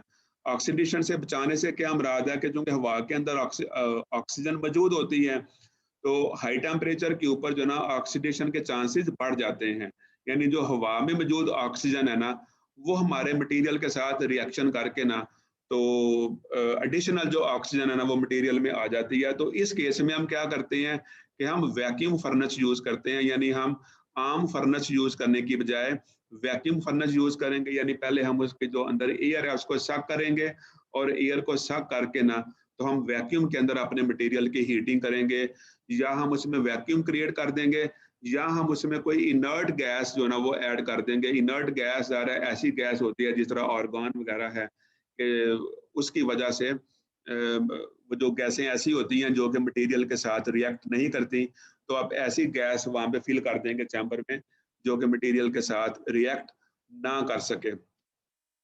तो इसके बाद जब यहाँ तक का काम हो गया कि आपने मटेरियल को हीट अप कर लिया, रिएक्शन कंप्लीट हो गया, आपको यकीन हो गया कि रिएक्शन कंप्लीट हो गया होगा, तो लेकिन अभी आपने चेक भी तो करना है कि वाकई हमारा मटेरियल बना है कि नहीं बना, उसका स्ट्रक्चर डेवलप हुआ है कि नहीं हुआ। उसके लिए फिर हम क्या करेंगे कि हम उसकी पैलेट फॉर्म में भी XRD कर सकते हैं, लेकिन बेहतर ये होता है कि हम उसको पहले ग्राइंड कर लें, उसके पाउडर बना लें और पाउडर बना के हम उसकी XRD करें। ठीक है, XRD करने का मतलब ये है कि हम चेक करेंगे कि जो मटेरियल हम बनाना चाह रहे हैं, जो स्ट्रक्चर हम डेवलप करना चाह रहे हैं, वो स्ट्रक्चर डेवलप हुआ है कि नहीं हुआ। तो उसके लिए आप उसकी XRD करेंगे। अगर XRD ने कंफर्म कर दिया कि आपका मटेरियल बन गया है तो वेरी गुड, आप आगे बढ़ सकते हैं और मजीद आपने जो करेक्टराइजेशंस करनी है वो कर सकते हैं। लेकिन अगर XRD में वो रिजल्ट नहीं आया, आप जो स्ट्रक्चर डेवलप करना चाह रहे हैं वो नहीं आया, वहां पे कुछ और ही आ रहा है या अभी कुछ भी नहीं आया, मतलब स्ट्रक्चर डेवलप ही नहीं हुआ, क्रिस्टलाइन पीक्स आई नहीं है, तो इसका मतलब ये हुआ कि अभी जो हीटिंग कंडीशन थी ना वो सफिशिएंट नहीं थी, या आपने कहीं ना कहीं पे गलती की है, आपने जो इंग्रेडिएंट्स लिए हैं वो ठीक नहीं थे, वो खालिस नहीं थे, या उनमें केमिकल रिएक्शन नहीं हुआ। तो आपने अपनी गलती को तलाश करना है और उसको ठीक करके आप ये सारा प्रोसेस दोबारा से करेंगे और हीटिंग दोबारा से करेंगे और ये काम उस वक्त तक जारी रखेंगे जब तक कि आपका जो क्रिस्टल स्ट्रक्चर है वो डेवलप नहीं हो जाता। यानी आपको ये प्रोसेस रिपीट करना पड़ेगा if the reaction is incomplete. अगर रिएक्शन इनकम्प्लीट है तो फिर आपको ये प्रोसेस सारा रिपीट करना पड़ेगा। अच्छा बच्चों, ये सैंपल बनता कैसे है, इसके लिए मैं आपको एक एग्जांपल जो है ना उसके जरिए समझाने की कोशिश करता हूँ कि फर्स्ट करें हमें टारगेट दिया गया है कि ये मटेरियल बनाएं अपनी लैब के अंदर SR2CrTA O6। ये है स्ट्रॉन्शियम क्रोमियम टेंटलम ऑक्साइड एक मटेरियल है और इस मटेरियल को हमने बनाना है अपनी लैब के अंदर सॉलिड स्टेट रिएक्शन मेथड को यूज करते हुए। तो अब बच्चों देखिए हमें नजर आ रहा है कि इस सैंपल के अंदर जो है ना हमें स्ट्रॉन्शियम चाहिए, स्ट्रॉन्शियम मेटल यहाँ पे मौजूद है, हमें क्रोमियम मेटल चाहिए और हमें टेंटलम मेटल चाहिए। तो 3 किस्म की मेटल्स हमें चाहिए। इसका मतलब ये है कि हमने स्ट्रॉन्शियम मेटल के सोर्स के लिए यहाँ पे कोई साल्ट यूज करना होगा, हमने क्रोमियम के लिए कोई सोर्स यूज करना है यहाँ पे, और हमने टेंटलम जो मेटल है ना इसके लिए कोई सोर्स यूज करना है। तो पहले हम देखते हैं कि हमारे पास पॉसिबल ऑप्शंस क्या हैं, यानी पॉसिबल सोर्सेज क्या हैं।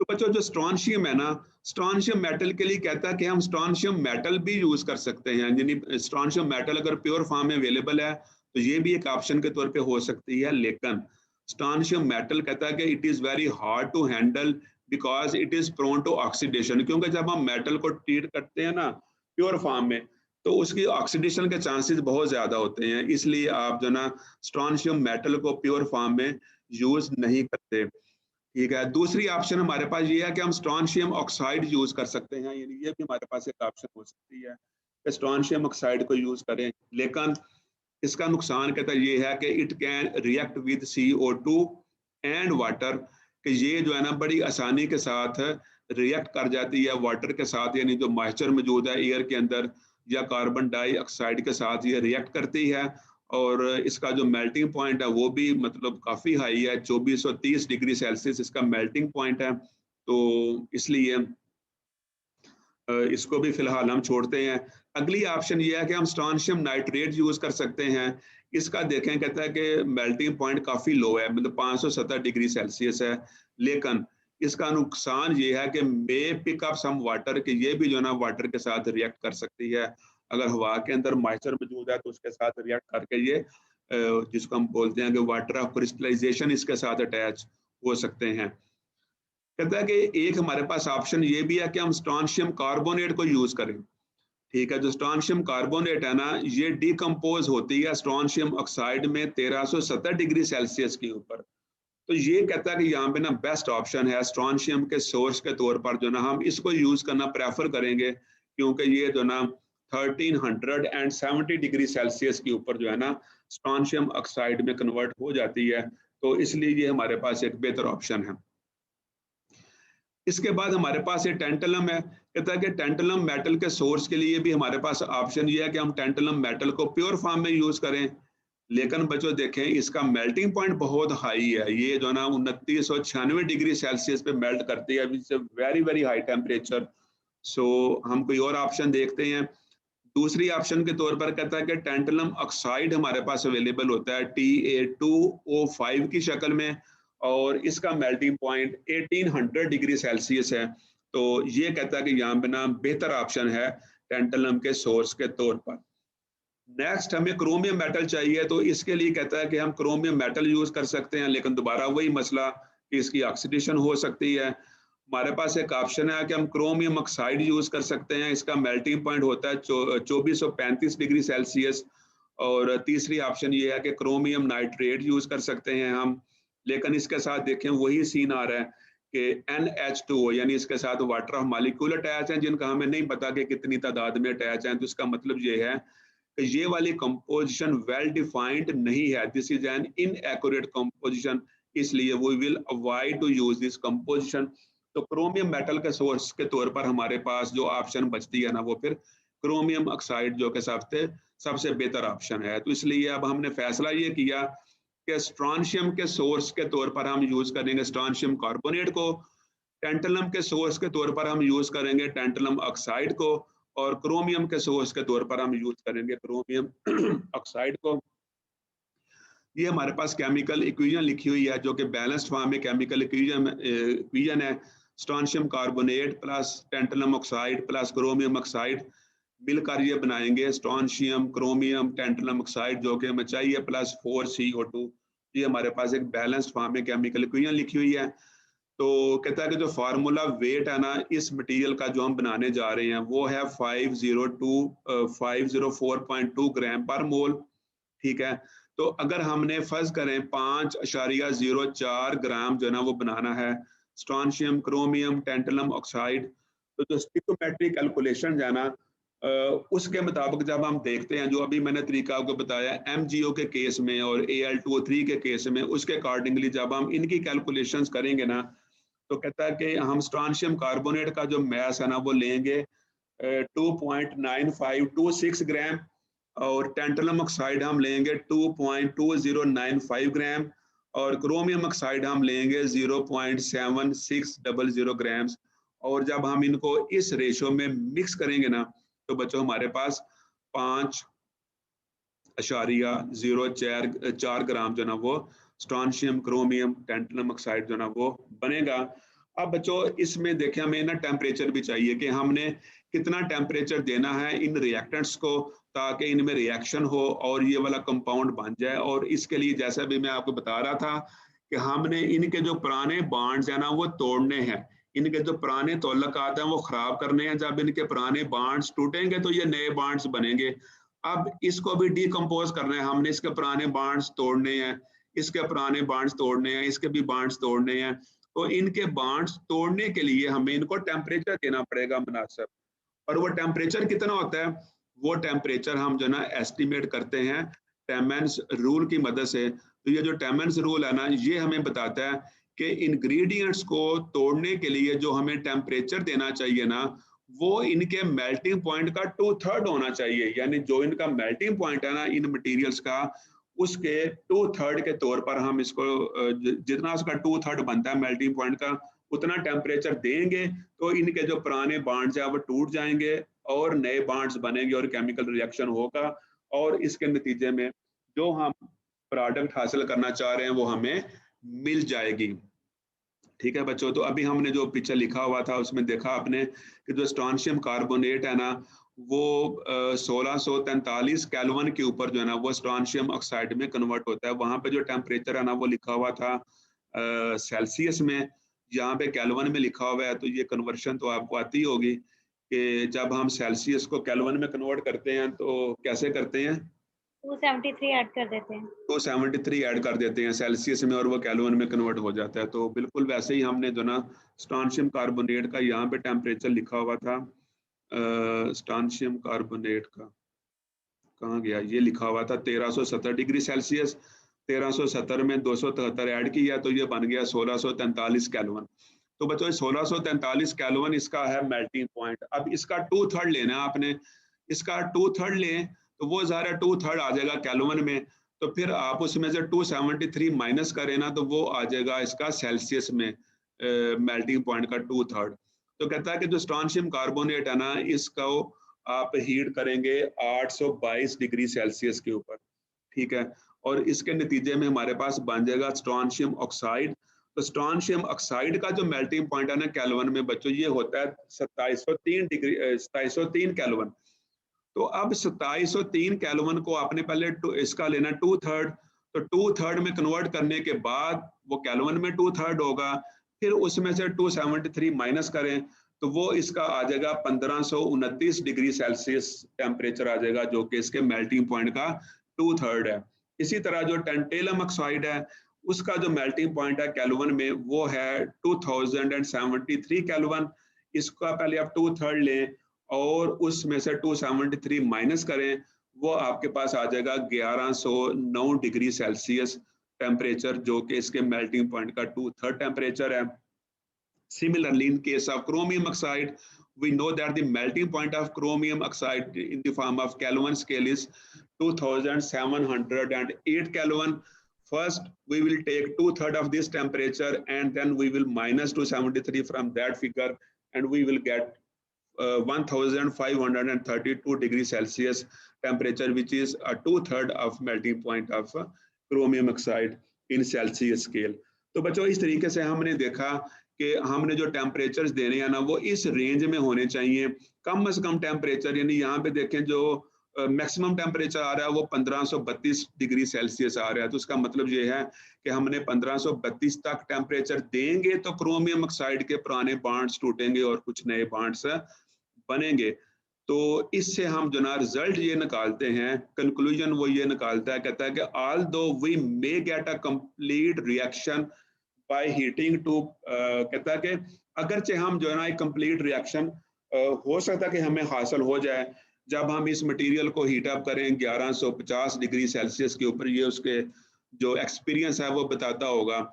लेकिन कहता है कि जो मुनासिब टेम्परेचर है ना वो यहाँ पे 1500 से लेके हमें 1600 तक देना चाहिए, क्योंकि 1532 पे जाके जो ना मेल्टिंग 1532 पे जाके जो ना क्रोमियम ऑक्साइड के पुराने बॉन्ड जो ना वो टूटेंगे। तो ये कहता है कि although you may get a complete reaction by heating to 1150 degree Celsius, in practice there will still be a fair amount of unreacted Cr2O3. कहता है कि अगरचे रिएक्शन हो सकता है इस टेम्परेचर के ऊपर, लेकिन फिर भी आपका जो प्रोडक्ट है ना उसके अंदर काफी मिकदार जो है ना वो Cr2O3 की हो सकती है जो कि अनरिएक्टेड वहां पे मौजूद हो, चूंकि इसका तो अभी मेल्टिंग पॉइंट जो ना वो बहुत हाई था। इसलिए कहता है कि therefore to obtain a complete reaction it is best to heat it to 1500 to 1600 degree Celsius, यानी मुनासिब कंडीशन ये हैं कि हम इसको 1500 से लेकर 1600 डिग्री सेल्सियस टेम्परेचर के ऊपर हीट करें। तो ज़ाहिर है कि मुनासिब होगा कि हम चूज कर लें 1550 डिग्री सेल्सियस और इसको पहले 2 घंटों के लिए हीट करें और चेक करें कि 2 घंटों के बाद उसका स्ट्रक्चर डेवलप हुआ है कि नहीं हुआ। अगर 2 घंटों के बाद स्ट्रक्चर डेवलप हो चुका है तो very good, you can move towards next characterisations. और अगर स्ट्रक्चर डेवलप नहीं हुआ तो फिर आप उसका जो टाइम है ना वो बढ़ा सकते हैं। पहले अगर आपने 2 घंटों के लिए हीट किया है तो नेक्स्ट आप उसको 3 घंटों के लिए हीट करें, 4 घंटों के लिए आप उसको हीट करें। तो जब तक उसका स्ट्रक्चर डेवलप नहीं होता आप उसका जो टेम्परेचर है वो बढ़ा सकते हैं, आप उसका जो टाइम है वो बढ़ा सकते हैं। तो इस तरीके से हमने कंडीशंस को ऑप्टिमाइज करना होता है कि कौन सी बेस्ट कंडीशंस हैं जिनके ऊपर हमारा सैंपल जो है ना वो तैयार होता है। ये नहीं होता कि पहली दफा बनाने से ही कोई सैंपल बन जाए। एक्सपेरिमेंट के अंदर यानी एक्सपेरिमेंटल फिजिक्स के अंदर हमें बाज दफा कई दफा ट्राई करनी पड़ती है, डिफरेंट पैरामीटर्स को चेंज करना पड़ता है और फिर जाके हम वो कंडीशंस, वो सेट ऑफ कंडीशंस हासिल करते हैं जो कि बेस्ट कंडीशन होती हैं टू मेक योर सैंपल। तो जब तक आपको स्ट्रक्चर कंफर्म नहीं करता कि आपका मटेरियल बन गया है तब तक आप अपनी ट्राइज को जारी रखते हैं, क्योंकि जब तक आपके मटेरियल का परफेक्ट क्रिस्टल स्ट्रक्चर डेवलप नहीं होगा तब तक आप इंश्योर नहीं हो सकते कि आपका सैंपल बन गया है। तो जाहिर है कि जब तक आपका सैंपल नहीं बनेगा तब तक आप उसकी जो प्रॉपर्टीज रिपोर्ट करेंगे वो दुरुस्त नहीं होंगी। अच्छा, ये जो स्ट्रक्चर का चेक करने का तरीका वो क्या होगा?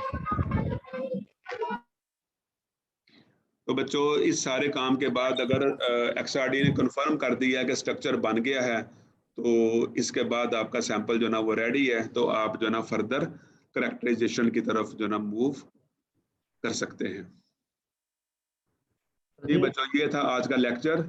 यहाँ पे जो ना मैं ये सॉलिड स्टेट रिएक्शन मेथड जो है ना इसको एंड करता हूँ। तो आपकी बात सुनने से पहले आप जो ना वो क्वेश्चन नोट करें जो आपकी असाइनमेंट का क्वेश्चन है। पहला क्वेश्चन जो मैं आपको दे रहा हूँ एज एन असाइनमेंट, इसमें बच्चों असाइनमेंट का तरीकाकार ये होगा कि अभी आपने मुझे कोई असाइनमेंट जो ना वो सेंड नहीं करनी, मतलब ईमेल नहीं करनी।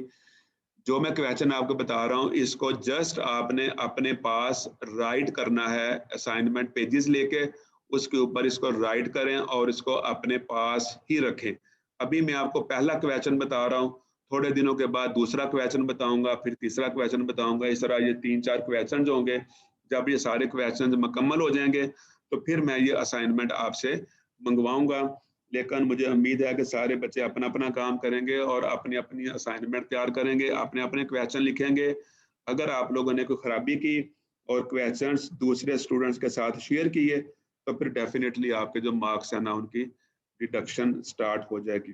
तो जो पहला क्वेश्चन है ना असाइनमेंट का लैब के कोर्स के अंदर वो ये है कि you people have to discuss sol gel based chemical synthesis methods in detail. ये आपका क्वेश्चन है कि आपने जो sol gel based chemical method है ना सैंपल सिंथेसिस के लिए उनको आपने लिखना है डिटेल के साथ। ओके बच्चों, गुड लक। अगर आपका कोई क्वेश्चन है तो आप पूछ सकते हैं। ये क्वेश्चन रिपीट करना असाइनमेंट का। Discuss sol gel based wet chemical methods for the synthesis of samples, for the synthesis of nanoparticles. Okay sir, thank you sir. यहाँ पर कार्ड हो गया, आप इसको दोबारा से ज़रा सुन सकते हैं। तो इसके साथ ही मेरी तरफ से आपको अल्लाह हाफिज। इंशाल्लाह ताला अगले वीक आपको डॉक्टर सजाद साहब डील करेंगे, उससे अगले वीक में इंशाल्लाह फिर दोबारा मेरे से मुलाकात होगी। तब तक के लिए अल्लाह हाफिज।